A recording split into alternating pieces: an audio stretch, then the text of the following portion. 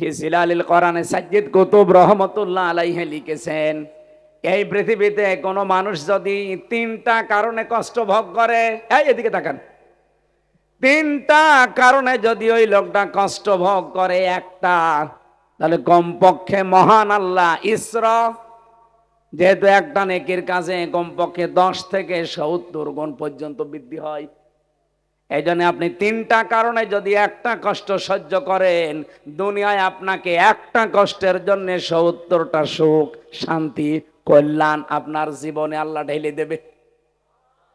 না বোঝেননি আপনি এখন, এবার আমি বোঝাচ্ছি।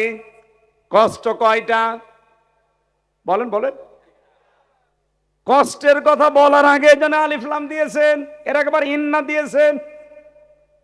ইন্না মাগাল উসরি ইসরা, অবশ্যই কষ্টের সাথে কষ্টের কথা বলতে পারতেন আল্লাহ, উসরার আগে আলিফ লাম না দিয়েও দিয়েছেন। এই জন্যে যদি কেউ একটা কষ্ট দুনিয়াতে পায়, কয়টা কারণে?